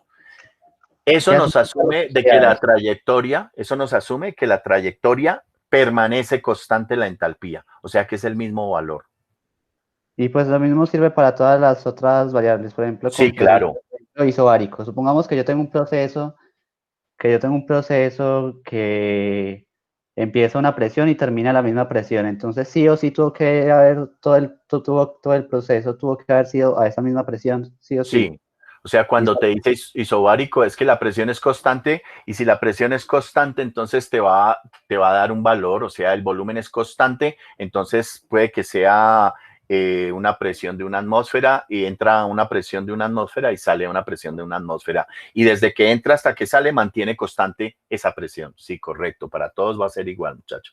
Listo, profe. No que es que haya pensado de pronto, supongamos que yo estoy viendo una gráfica presión-volumen de un proceso Sí. y que sea como, por ejemplo, una parábola y que empiece y termine en el mismo valor de presión. Ah, bueno. Dese cuenta, muchachos, que puede que, o sea, yo puedo tener un ciclo. Aquí yo estoy diciendo el proceso. Entonces, el proceso tiene una entrada y una salida. Pero cuando yo hablo de un ciclo, puede que un proceso sea isobárico entre 1 y 2, pero te lo dicen. Que entre 2 y 3 es isocórico, entre 3 y 4 es isotérmico y que regresa nuevamente al sistema isobárico. Entonces, ahí ya construye, ya tú tienes cuál es. Si yo estoy graficando presión y temperatura y me dicen que la presión constante, pues sencillamente mi presión va a estar constante, o sea, va a ser una línea recta.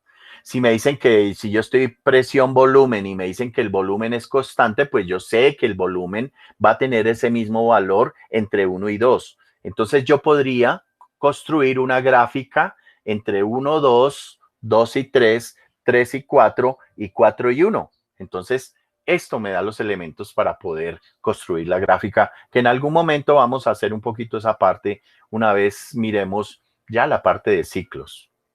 Listo, profe, muchas gracias. Gracias. Profesor, tengo una duda. A ver, cuéntame.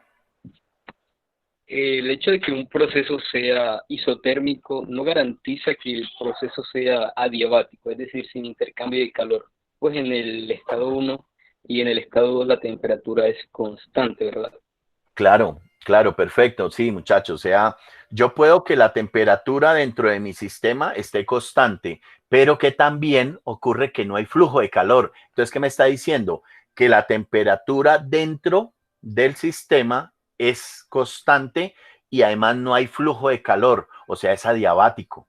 Entonces, es como si yo tuviera una olla que la tengo aislada, o sea, le puse fibra de vidrio, le puse madera, le puse lo que fuera, la tengo aislada térmicamente, o sea, no hay flujo de calor, no permite que haya flujo de calor porque el calor sencillamente fluye desde la temperatura alta a la temperatura baja, entonces lo tengo aislado, pero además la temperatura que está dentro es constante, entonces sí, claro, yo puedo tener diferentes digamos, relaciones. Sí, claro. Y en un problema me lo dicen, pero me lo tienen que decir, muchachos. Eso me lo dice. Y la termodinámica en los ejercicios me lo dice. Un proceso que tiene temperatura constante, pero además está aislado. Calcule el flujo de calor. Entonces, pues si está aislado, es adiabático, pues el calor es 0. Sí. Listo, profe, gracias. Listo. Una pregunta con Sí, eso. cuéntame. Isotérmico es que todo el sistema está a la misma temperatura y nunca cambia. No Todo el cambia. sistema. No cambia. Puede ser como que todo el sistema esté a la misma temperatura, pero el sistema se componga de dos partes y una aumente de calor y la otra disminuye, y después la otra disminuye y una aumente, pero todo el sistema a la misma temperatura. O sea, cuando hablamos de que la temperatura es constante, es que la temperatura es igual en todo el componente donde yo estoy haciendo mi análisis. Listo, gracias. Listo. ¿Alguna otra pregunta, muchachos? Listo. Entonces, muchachos, volvemos aquí. Entonces, hemos visto las variables, hemos visto las transformaciones. Vamos a mirar lo que es la ecuación de estado. Entonces, ¿qué es la ecuación de estado, muchachos? Nos dice que la ecuación de estado describe la relación entre la presión, volumen y temperatura y además la cantidad de moles que tiene un gas. Aquí lo estamos, digamos, analizando como gas ideal porque existe lo que es el gas real en el cual tiene que tener un Z que es como un factor de corrección para que nos lleve a esta ecuación de lo que sería el gas ideal. Entonces, muchachos, esta presión que es siempre la ecuación de estado de gas ideal, la presión es una presión absoluta. En la siguiente clase vamos a mirar esa situación. ¿Por qué presión absoluta? Porque tengo que tener en cuenta la presión atmosférica, muchachos. El volumen, aquí cuando vemos que el B, todo lo que son mayúsculas es el volumen total. Es igual a un número de moles que tiene el gas multiplicado por la constante universal de los gases, constante R de los gases, que por lo general uno la encuentra en 8.314 julios mol Kelvin, temperatura absoluta. Y aquí tenemos por la temperatura, muchachos, que esta temperatura sería una temperatura absoluta. Entonces, muchachos, vamos a ver en la siguiente clase que existe presión absoluta y que existe temperatura absoluta. ¿Por qué no son temperaturas manométricas o por qué no son temperaturas relativas, derivadas o relacionadas?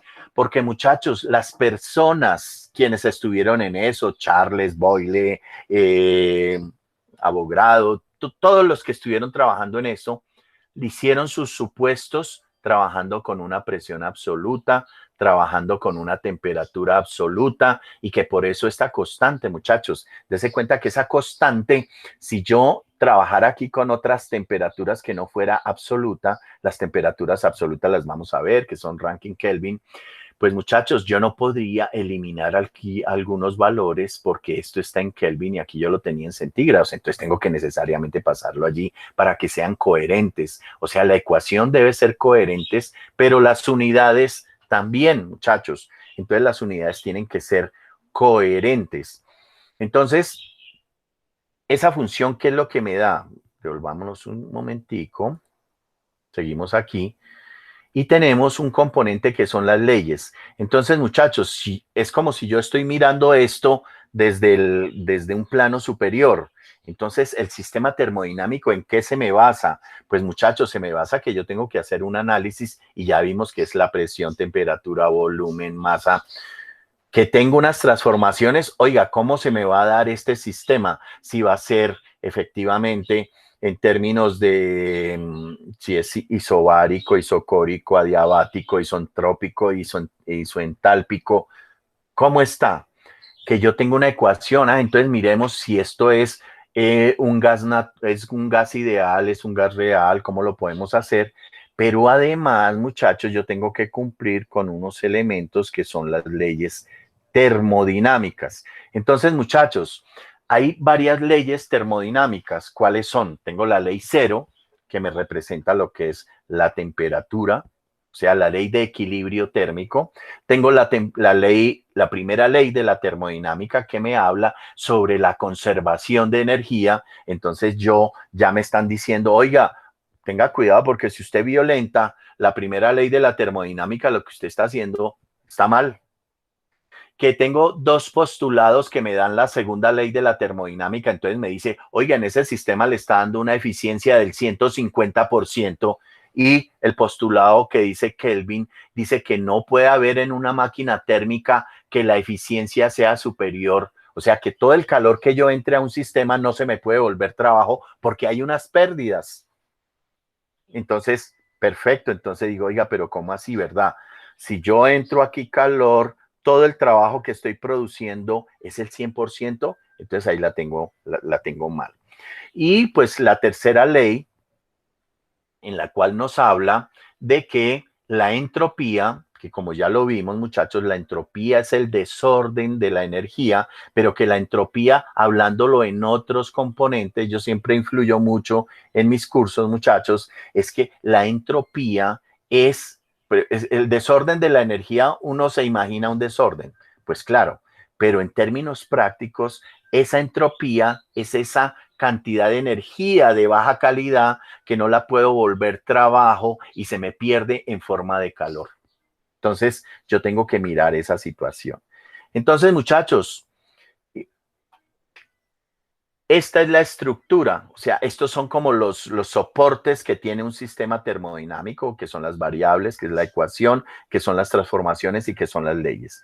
Entonces, muchachos, en la próxima clase vamos a empezar con las leyes de la termodinámica, vamos a mirar el mapa, vamos a ver el mapa de la termodinámica, vamos a mirar lo que son las leyes termodinámicas, vamos a mirar el mapa de la termodinámica y vamos a contextualizar todo esto de lo que es la estructura de la termodinámica. Muchachos, ¿tienen alguna pregunta, alguna duda, algún aporte que quieran hacer en términos de este tema que estamos viendo, muchachos? Pues me gustaría hacer un comentario acerca de la ecuación de estado. Sí, correcto. Que una razón más de peso por la cual se utilizan las presiones y las temperaturas absolutas es porque solamente en esas escalas la presión y la temperatura son directamente proporcionales. En las Sí, otras escalas correcto. deja de ser directamente proporcional y pasa a ser lineal, por lo cual la ecuación se volvería mucho más complicada. Correcto. Perfecto. Digamos, eso es fundamental. Pero también tú tienes que ver que la ecuación de estado sencillamente es el resultado de estas tres ecuaciones que relacionan presión, temperatura, que relacionan volumen, temperatura y la otra que es temperatura, presión. Entonces, sí, eso es la combinación de las de Gay-Lussac, de Boyle, de Boyle y de Charles, ¿no? Entonces, también la con la parte de las moles. correcto. Que la relación de moldes y volumen. Perfecto, muchacho. O sea, aquí si ustedes ven, nosotros tomamos ya la ecuación de estado porque ya es la sumatoria. O sea, nosotros no volvemos a mostrarlo, pero efectivamente es el desarrollo. O sea, esas tres leyes sencillamente lo que concluyen es en esa ecuación de estado. Y correcto, muchísimas gracias por tu aporte, muchacho. Muchachos, Pregunta. sí, claro. Es que alguna vez nosotros vamos a trabajar con la corregida, con la de Van der Waals. Sí, claro. Y tenemos que hacer ejercicios, muchachos. Que esa creo que es la que comprende el comportamiento más real de los gases, supongo. Pues muchachos, ¿qué es lo que pasa? Es que la ecuación, cuando nosotros miramos la ecuación de estado, pues la ecuación de estado es una ecuación muy sencilla y no analiza ni el espacio que tienen, digamos, el espacio entre las moléculas, ni el espacio propio de las moléculas. Entonces, estas ecuaciones sí nos dan unas constantes, que es A y B, y que nos ayudan a tener mayor certeza, porque cuando, eso lo vamos a hacer en ejercicios, cuando yo calculo, que me dicen, calcule la presión con la ecuación de estado, con la de Van der Waals, con la de Beatty-Bridgman o con la de estados correspondientes, uno va a ver que tiene mucha diferencia y que efectivamente, tanto la presión como la temperatura, y que los factores, digamos, el porcentaje de error es muy alto. Entonces eso lo vamos a hacer, claro, muchachos. O sea, no nos vamos a quedar en ecuación de estado. Por eso aquí se dice ecuación de estado, pero en el programa dice otras ecuaciones de estado. Entonces ahí vamos a ver que, por ejemplo, en termodinámica nosotros no podemos trabajar, ustedes como ingenieros no pueden trabajar, muchachos, con errores mayores al, yo no diría que más del 10%, pues el 5%, pero en la ecuación de estado a veces nos da errores del 40, 50, 60. Entonces eso no es un error, eso es un horror. Y cuando empieza uno a subir temperaturas, cuando ya está en el punto crítico, uno se da cuenta, muchachos, que los errores son altísimos. Entonces, específicamente cuando son presiones menores de 10 kilopascales o algo así, ecuación de estado vale la pena, pero eso lo vemos en su momento, muchachos. Eso lo vamos a hacer, lo vamos a trabajar. Esos son los ejercicios que vamos a hacer, así que no se preocupen.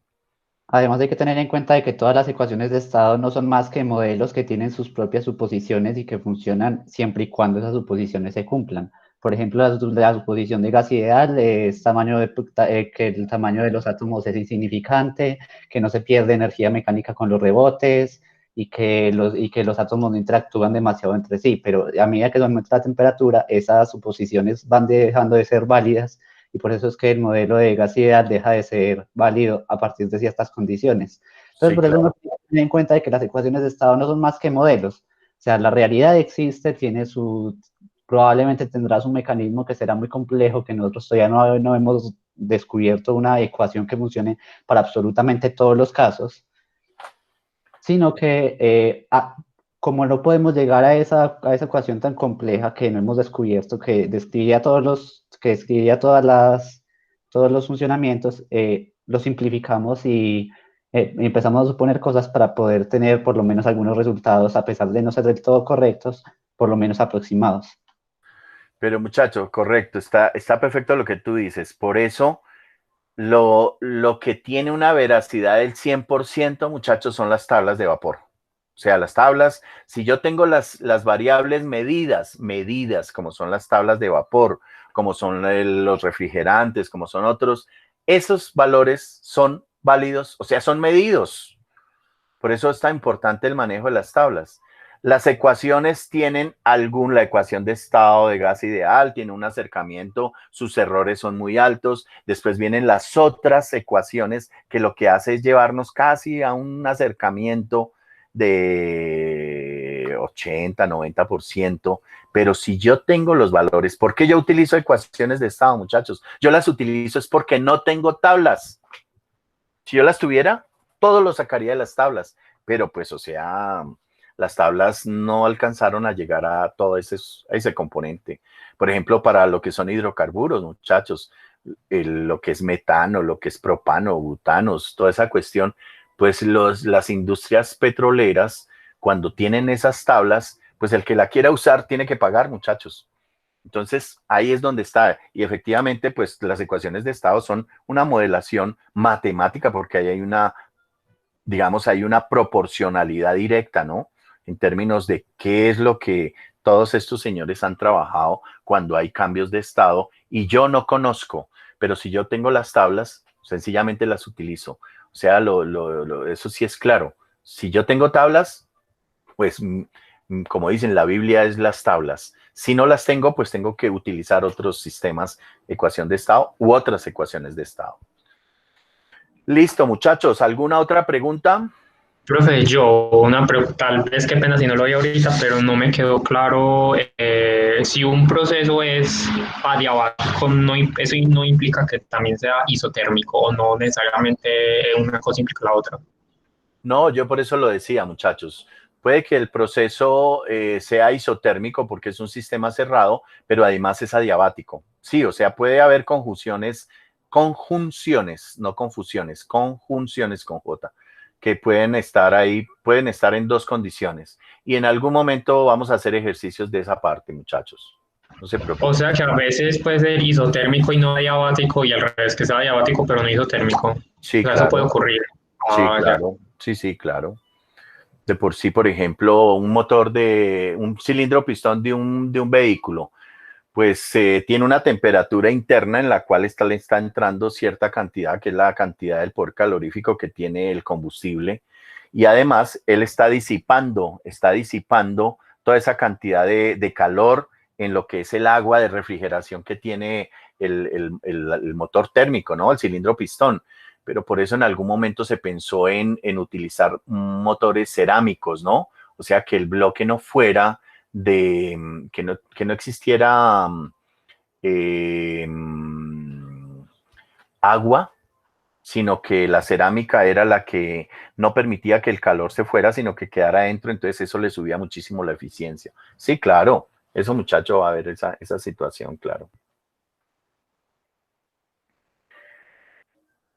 ¿Alguna otra inquietud, muchachos? Bueno, muchachos, entonces voy a mirar quiénes más están. Habemos 53 personas. Profe, Sí, cuéntame. profe, una pregunta es sobre lo de la plataforma, Sí. de cómo se supone que la van a estar en mantenimiento, cómo vamos a acceder ahora al... No, pero el mantenimiento lo empezaban hoy y lo terminaban, pero están haciendo en la de de Bogotá, la de Medellín no tiene problema. Ah, bien. O Pues sea como que, han llegado mensajes, yo creí que era la no, de... sí, claro, y hasta hoy llegó uno que iban a hacer el mantenimiento, pues claro, yo lo pensé porque imagínense. Pues muchachos, el día en que tengamos algún problema, pues ese día no miramos la plataforma, sino lo hacemos a través de Meet y lo hacemos con PowerPoint, pero no, o sea, tratamos de buscar alternativas, pero en este caso lo que es la plataforma no. Sería grave, por ejemplo, que estén haciendo mantenimiento de la plataforma y que tengamos una tarea, un ejercicio, un parcial. Eso sí, pero no, eso todo lo prevemos antes, muchachos, no se preocupen. Listo. ¿Alguna otra duda, muchachos? Bueno, muchachos, entonces no siendo más, continuamos en este mismo tema. Vamos a mirar lo que son las leyes, después vamos a mirar el mapa conceptual de la termodinámica, vamos a mirar otras situaciones el próximo martes. Entonces, muchachos, los espero el martes y bueno, que tengan un buen fin de semana. Muchas gracias, profe, por la clase. Gracias, Bueno. igualmente. Muchas gracias, muchachos, a ustedes. Muchas gracias. Luego.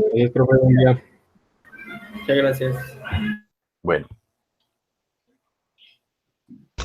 Gracias, profe. Hasta Bueno. luego, profe, muchas gracias. bueno, muchachos, hasta luego.